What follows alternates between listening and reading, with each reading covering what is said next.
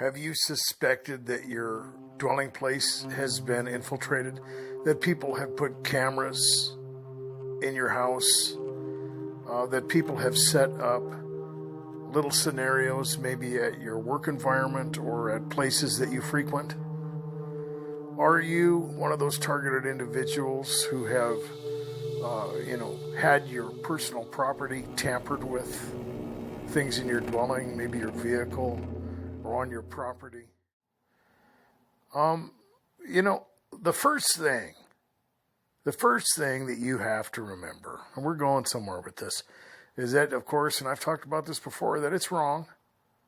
Okay, this stuff is unexcusable. It's reckless. It's illegal. In my opinion, it's murder.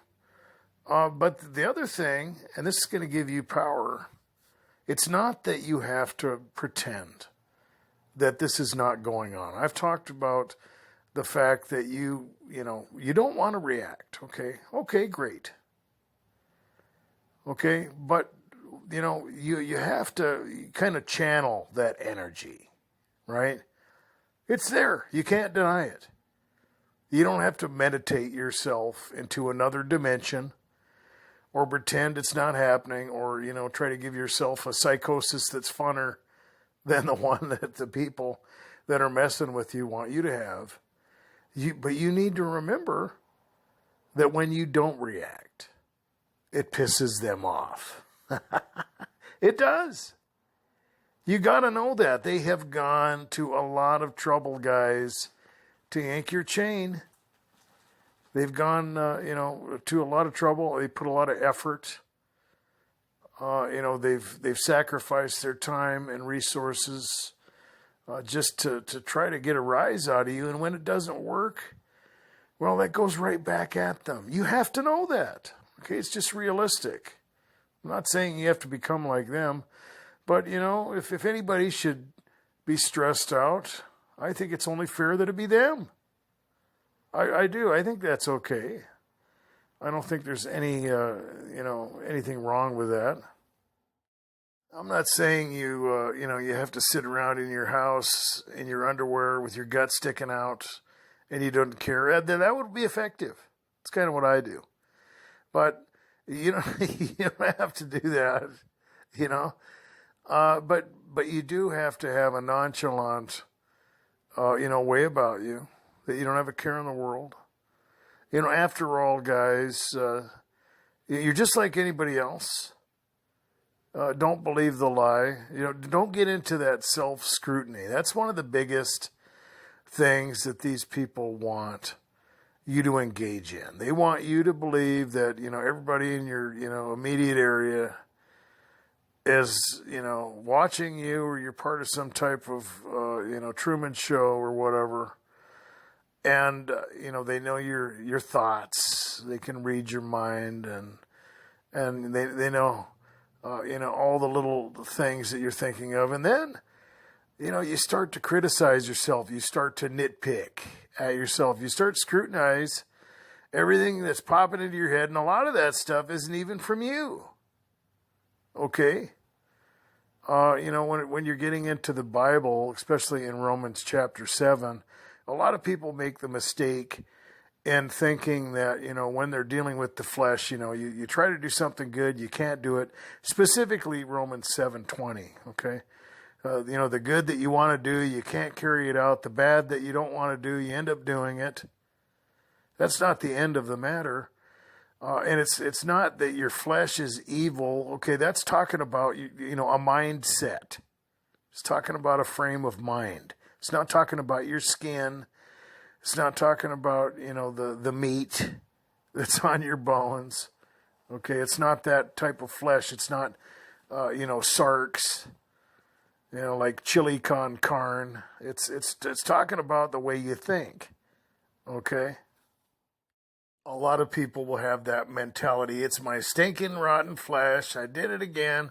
Well, no, you were walking in the flesh, right? You were thinking that way. That was your mindset. And, other people say, oh, it's my heart. It's my evil heart. Nothing's more wicked than your heart. Out of it comes all this. No. No, not if you're in Christ. Okay. Christ gave you a new heart, right? And so where does it come from? What's all that stuff? Well, it comes, out of that, out of that part of you, that, is of the flesh, right?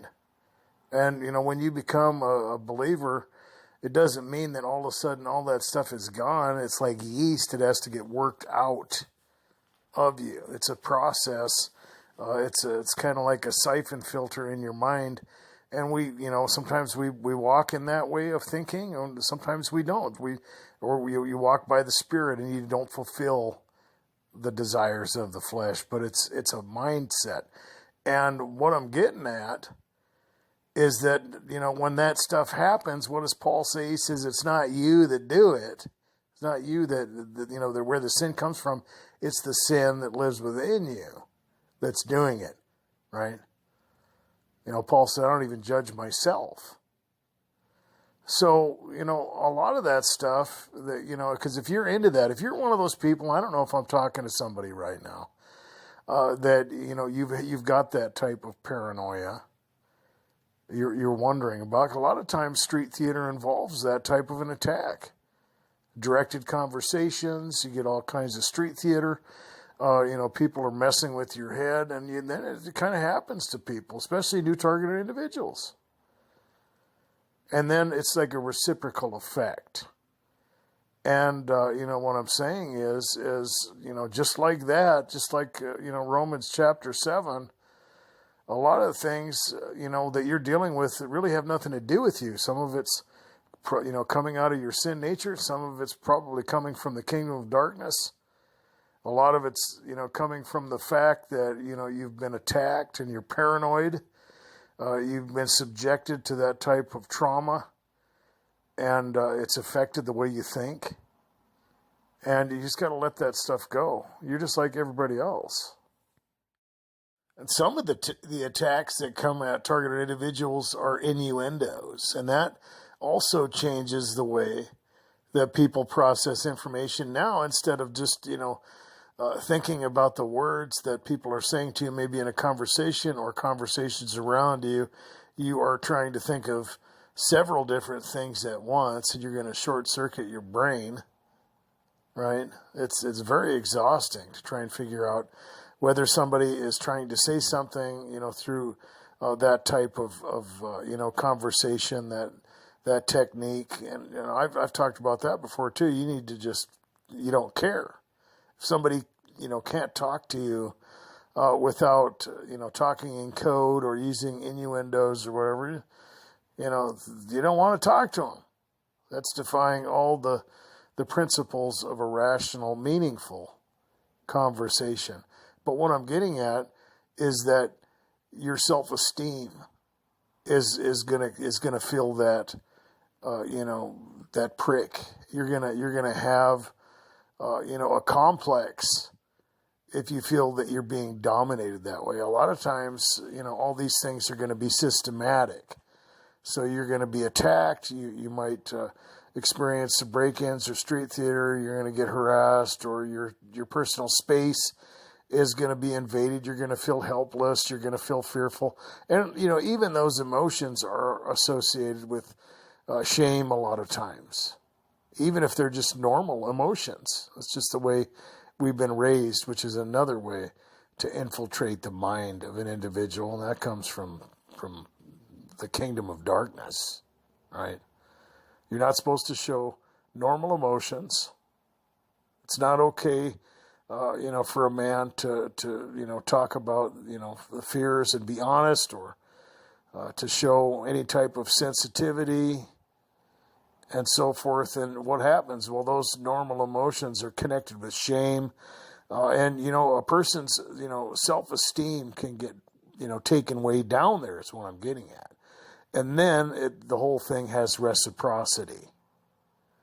And, then you're dealing with something where you're in a downward spiral at that point. And, you have to realize that. At that point, you have to remember all the things you're dealing with. You know, the people that are criticizing you, they're not dealing with that kind of thing. The people that might be looking at you strange or whatever because you're, you know, in a lot of stress or whatever, they don't know what you're going through. And what do they know, right? And, you know, even if you are getting criticism, you got to take it with a grain of salt because you're dealing with a lot. And, you know, who cares what other people are coming to and their conclusions about you? They're not walking in your shoes. Just a little recap. When you don't react, it's more than just trying to control your emotions. Okay, you are sending that negative energy back where it belongs. And it's only fair that the people that are responsible for this be the ones that get stressed out. And believe you me, it stresses them out. It does. They've gone to a lot of time and effort to yank your chain. And when you're not reacting, that's gonna put the frustration back on the gang stalkers. The other thing is, if you do suspect that you are being observed or whatever, don't let that bother you. Don't engage in self-scrutiny. You got to know that some of this stuff is an illusion, and you just need to ignore it. Guys, be good to yourselves. Be safe.